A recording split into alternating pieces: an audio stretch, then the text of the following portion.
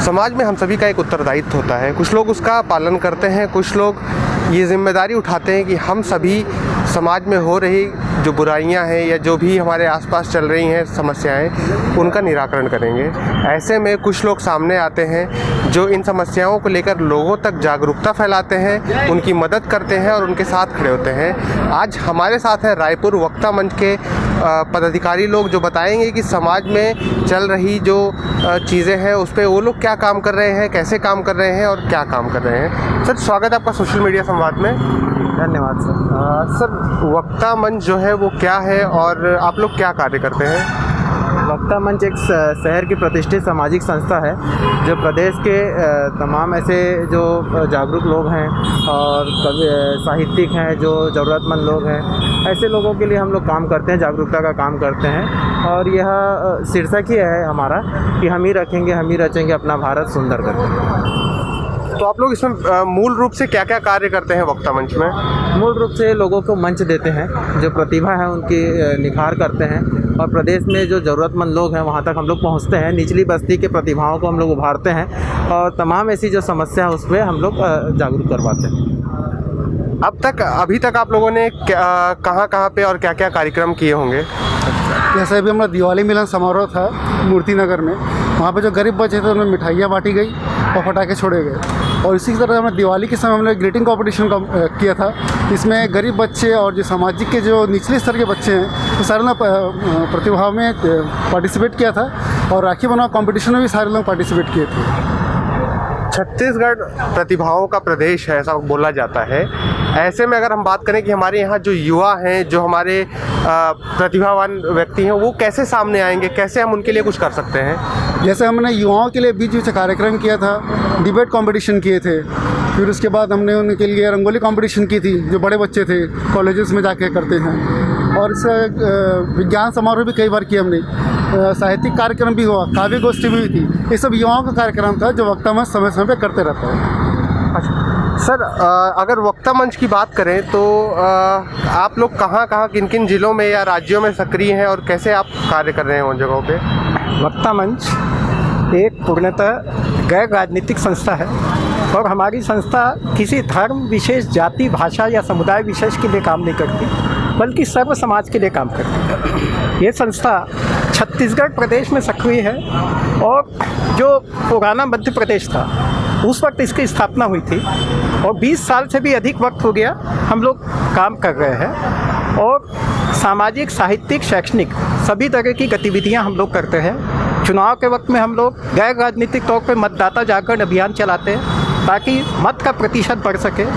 इसी तरीके से अभी जो कोरोना का लॉकडाउन चल रहा था, उस लॉकडाउन के दौरान हमने लगातार झुग्गी बस्तियों के बीच में जाके, प्रवासी मजदूरों के बीच में जाके, गरीब लोगों के बीच में जाकर अनाज का वितरण किया, दवाइयों का वितरण किया और राहत कार्य किए ताकि उनको जो तकलीफ़ हो गई है उस तकलीफ़ से उनको कुछ राहत मिल सके। प्रशासन के साथ मिलकर के काम किया। अभी पूरे दीपावली के दौरान हम शहर के और आसपास की झुग्गी बस्तियों में, अनाथालयों में, वृद्ध आश्रमों में जा रहे हैं और उनके बीच में कुछ गिफ्ट देकर, कुछ मिठाइयाँ देकर के दीपावली की खुशियों को शेयर कर रहे हैं। प्रदेश की प्रतिभाओं को आगे बढ़ाने के लिए हम लोग हर साल बड़े स्तर पर आयोजन करते हैं। जैसे एक नवोदित रचनाकार प्रतियोगिता करते हैं। जो नवोदित रचनाकार होते हैं वो अपनी रचनाएं हमको भेजते हैं और बड़े स्तर पर हम लोग उनका सम्मान समारोह का आयोजन करते हैं। हर साल हम लोग एक महिला सशक्तिकरण के लिए नारी शक्ति सम्मान का आयोजन करते हैं और जो विभिन्न क्षेत्रों में सक्रिय महिलाएं हैं उनका हम लोग सम्मान करते हैं। इसी तरीके से अलग अलग फील्ड के जो भी लोग हैं उन लोगों को मंच प्रदान करने के लिए हम लोग ऐसे कार्यक्रम आयोजित करते हैं, प्रतियोगिता आयोजित करते हैं और हमारे माध्यम से जो लोग आगे बढ़े हैं वो आज प्रदेश में और देश में बड़े बड़े स्तर पर है और काफ़ी अच्छा वो लोग मतलब नाम कमा रहे हैं। वो वक्ता मंच के माध्यम से ही आगे बढ़े थे। वक्ता मंच ने ही उनको मंच प्रदान किया था।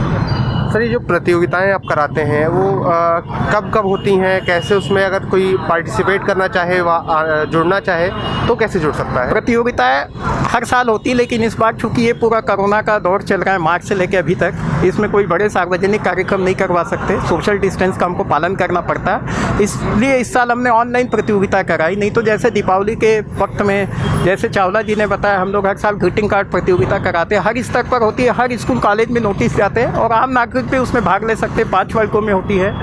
और रक्षाबंधन के वक्त में हम लोग राखी बनाओ प्रतियोगिता का आयोजन करते हैं। वैसे ही जो बाल दिवस के अवसर में हम लोग बाल प्रतिभाओं का सम्मान करते हैं और उनके बीच में अलग अलग ग्रुप में अलग अलग प्रतियोगिताओं का आयोजन करते हैं और ये प्रतियोगिताओं के माध्यम से उनकी कला को निखार मिलता है, हम उनको पुरस्कृत करते हैं, उनको मंच मिलता है, प्रोत्साहन मिलता है और वो आगे बढ़ते हैं। अगर आगे बढ़ने के लिए उनको कुछ मार्गदर्शन की ज़रूरत होती तो हम अलग अलग क्षेत्र के विशेषज्ञों को बुलाते हैं और उनको समझाते हैं कि उनको उस फील्ड में कैसे आगे बढ़ना है और किसी को छात्रवृत्ति वगैरह की आवश्यकता होती तो वो भी हम लोग प्रदान करते हैं।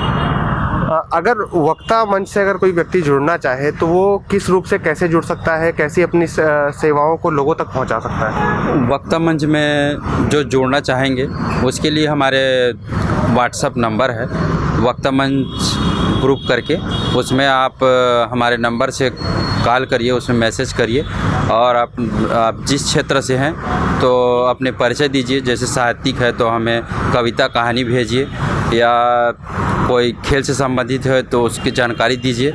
इस टाइप से हमारे वक्ता मंच ग्रुप में आप जुड़ सकते हैं।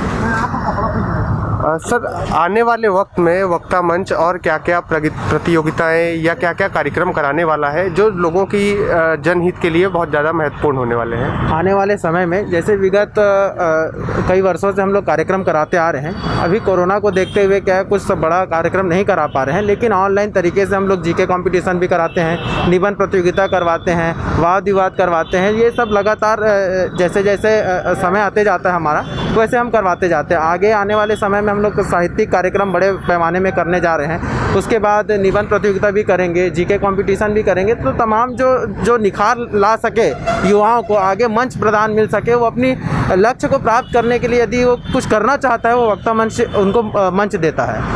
बहुत बहुत धन्यवाद सर, आप लोग ऐसा कार्य कर रहे हैं समाज में और बहुत बहुत शुभकामनाएं आप सभी को। हम सभी की जिम्मेदारियां जो है हम सभी को यही है कि लोगों को हम जागरूक करें, एक दूसरे को जागरूक करें, तभी एक सशक्त समाज बन सकता है। कोरोना टाइम चल रहा है, कोरोना काल चल रहा है, ऐसे में आप लोग सुरक्षित रहें, जहां भी जा रहे हैं सैनिटाइजेशन करें, मास्क का उपयोग करें, स्वस्थ रहें, सुरक्षित रहें। धन्यवाद।